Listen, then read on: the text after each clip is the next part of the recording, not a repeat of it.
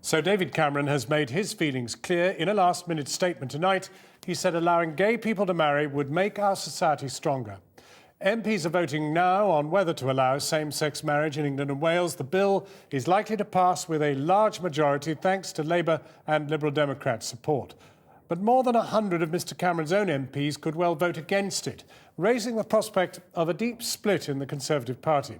Our political editor, Gary Gibbon, is in the Commons now. Gary.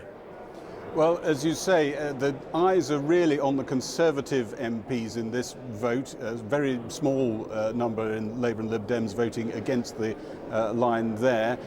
And the guess is that David Cameron is very much hoping that he can get over the halfway mark with his own MPs.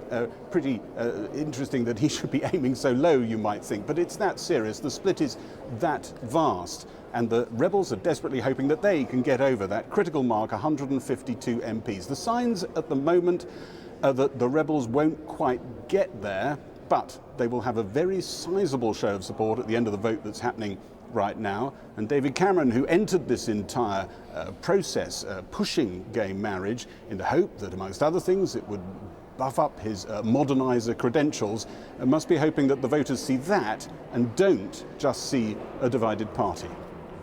I think it's just a thing with having the partnership. Sophie and Donna Marie enter into a civil partnership with a ceremony next week, but they see it as a second best option. They hope the vote tonight means soon they'll be able to have what they see as the genuine article, marriage. It's a thing of almost a civil partnership isn't good enough to be a marriage. And even we have this conversation with people and we say, we're getting married. And they have to go, no, wait, well, we're having a civil partnership. And even the way we say it, it's kind of like, that sounds a bit like more like the older version of Microsoft or something, doesn't it? It's not as good. I'm a man, an ordinary man on the street. Inside the Commons, the efforts to stop the same-sex marriage bill were a bit more coordinated.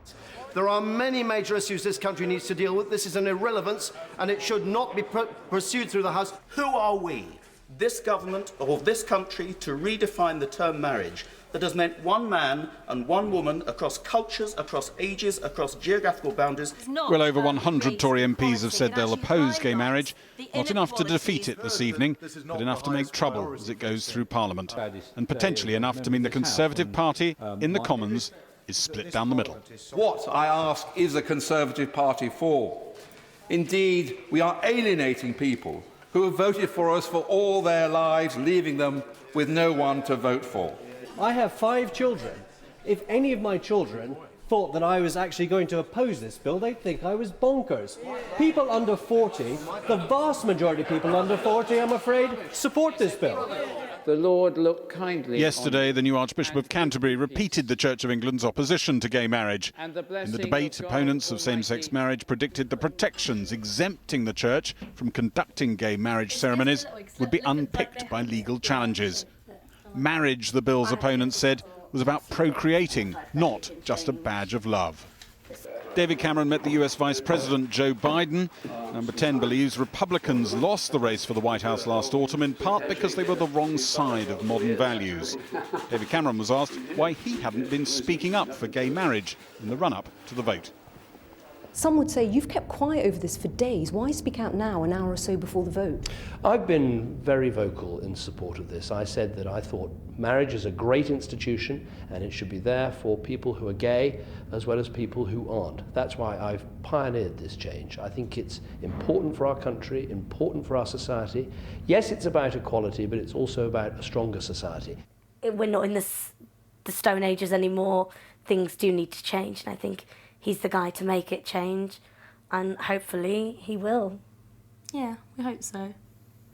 Critics accuse David Cameron of selling out institutions to rebrand his party. Isn't the truth of it that this is about low political calculation and detoxifying the Tory brand rather than anything to do with principle?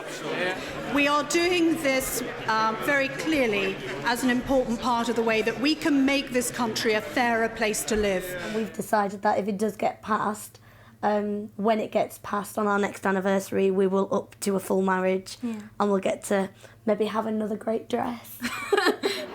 The demonstrations may be low-key, but the passions are high.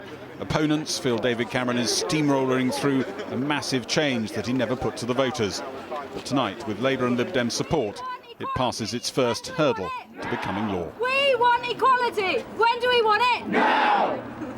Well, the challenge the Rebels have set themselves is to try and get over, as I said, that 152 MP hurdle, more than half the Tory party when you put together the votes against and the abstentions. It'll be very difficult to get there, but they hope whatever they get, it'll send a signal to the House of Lords that they should try and put a spoke in this piece of legislation. We'll get the details on the votes a bit later.